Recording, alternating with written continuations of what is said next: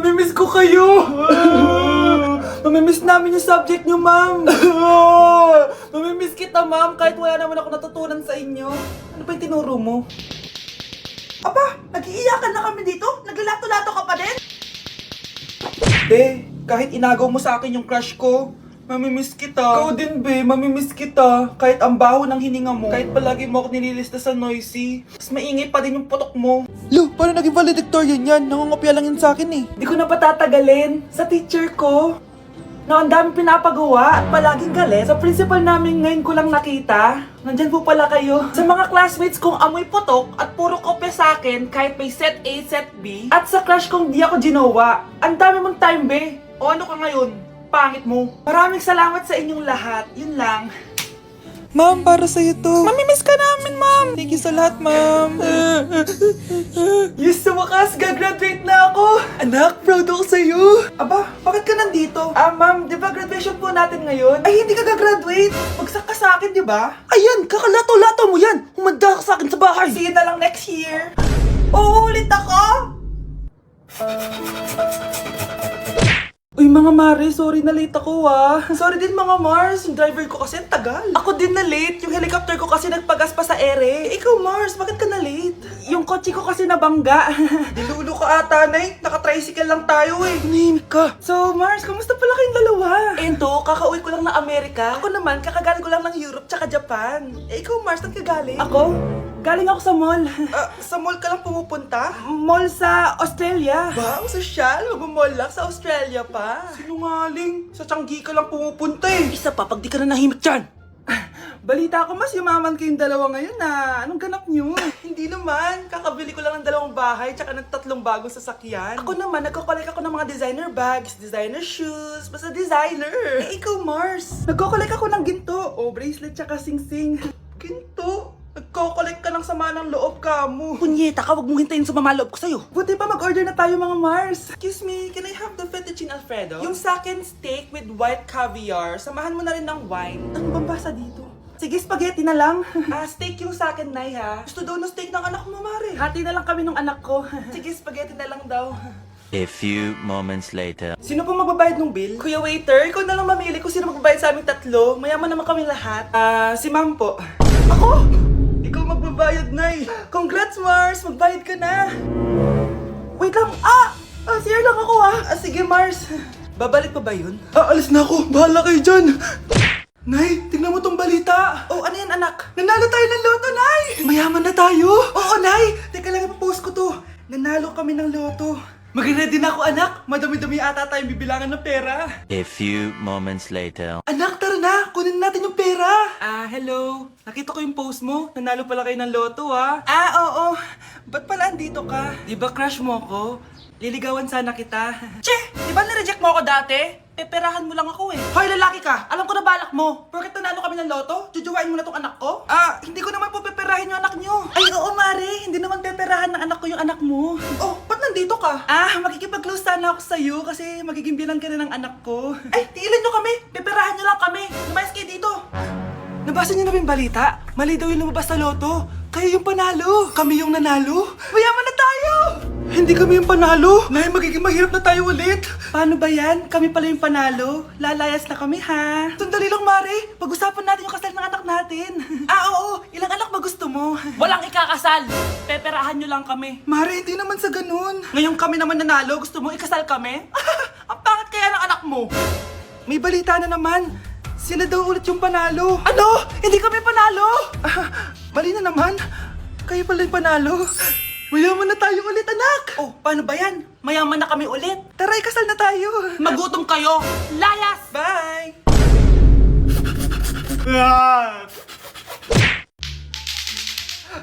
Anak, tumigil ka! Sabi sa balita, nakakamatay daw yung lato-lato. Hindi naman totoo yan, Nay. Buhay pa ako. Akin na yan. Walang maglalato-lato, ha? Ano ba yan, Nay? A few moments later. Wala na akong magawa. Oh anak, saan ka pupunta?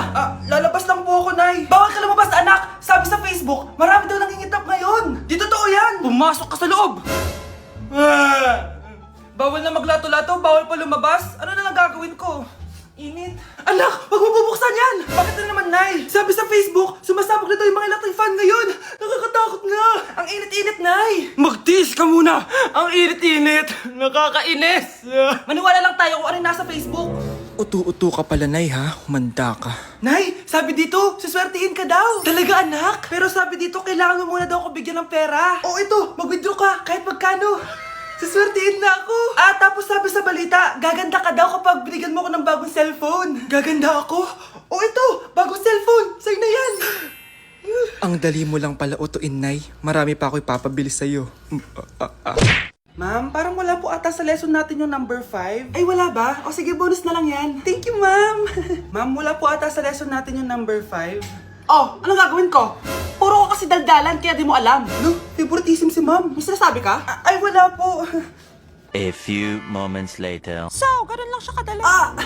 Ma'am, pwede po ako pa-excuse? Sumasakit po yung puson ko eh. Sige, punta na lang sa clinic. May gamot doon. Sige po, ma'am. Nagets niyo ba, class? Ma'am, excuse po. Sumasakit po yung puson ko. Ang arte mo naman. Konting sakit lang, excuse agad. Kapag di maganda, wag na maginarte. Kala mo naman ang ganda ni ma'am. Hello po, ma'am. Sorry po, absent ako kahapon. Nagkalagnat po kasi ako eh. Ganun ba? Sige, excuse na lang kita. Sige po, ma'am. Thank you po. Ma'am, excuse po. Nilagnat po kasi ako kahapon kaya di po ako nakapasok. Naku, tigilan mo ako ha. Walang isang araw na lagnat. Ang sabihin mo, tamad ka pumasok. Ikaw nga, palagi ka nga di pumapasok eh. Anong sabi mo? Totoo naman, ma'am. May favoritism ka. Susumbong kita sa principal. Maniniwala ba ang principal sa'yo? Wala ka namang ebidensya. Anak, mag-exam tayo mamaya ha. Dapat mas mataas grades mo kay Scarlett. Oo naman, Nay. Mas magaling naman ako sa kanya. Anak ni Ma'am si Samantha. Eto yung mga sagot mamaya sa exam. I-perfect mo yan. Sige na, Nay. Baka may makakita pa sa atin. Humanda kayong dalawa sa principal. Tapos na yung maliligayang araw niyo. Ang bago nating top 1 ay si Samantha. Ang galing mo, Samantha. Naku, basic lang yan.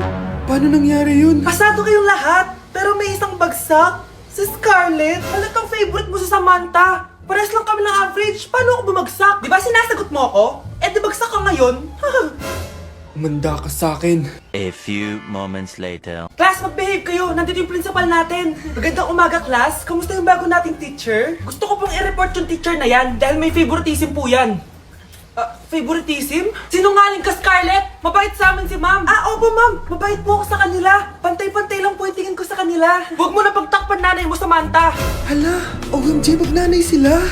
Ma'am principal, pagpasensyahan niyo na siya. Baka di niya alam yung sinasabi niya. Meron ako ebidensya dito na nagpapatunay na binigyan ng sagot ni ma'am si Samantha at tinawag ng nanay si ma'am. Bawal to sa school natin Kayong dalawa, mag-usap tayo sa principal's office. Ma'am, magpapaliwanag po ako. Ang bago nating top 1 ay si Scarlett. Yes, Scarlett, deserve mo yan. Marami pong salamat, Ma'am Principal. Alam mo, buti na lang hindi mo na teacher yung nanay mo. Anong sabi mo? Hindi mo ba alam na magkapatid kayo ni Samantha? Iisa lang kayo ng nanay.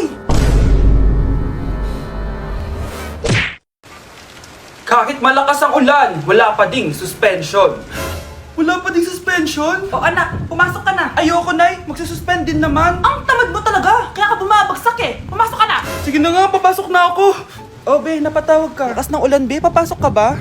Wala pa suspension, di ba? Huwag na natin hintayin mag-suspend, Be. Huwag na tayo pumasok.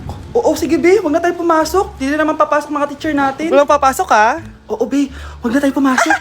Hello, pre. Nasaan na kayo? Papunta na ako ng classroom. Nasa bahay kami, pre. Anong ginagawa mo dyan? Ha? Bakit nasa bahay kayo? Di ka ba updated? Suspended na daw yung klase. Basa-basa ka kasi. Bakit kayo lang nag-suspend? Nakapag-swimming na ako dito, oh.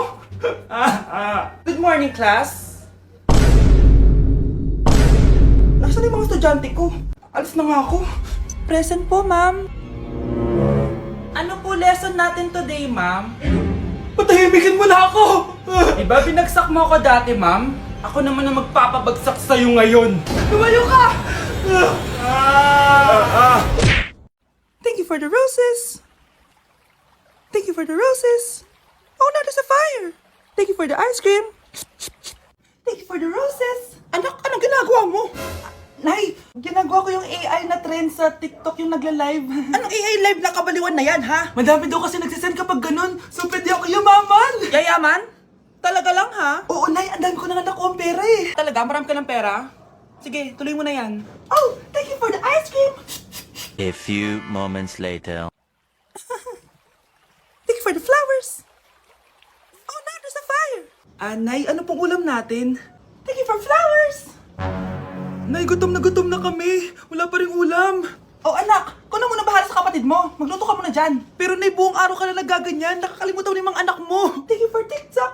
Kita mo nagpapayaman ako dito, di ba? Gusto mo mag-live ka din para may silbi ka naman at di ka pabigat. Thank you for the flowers.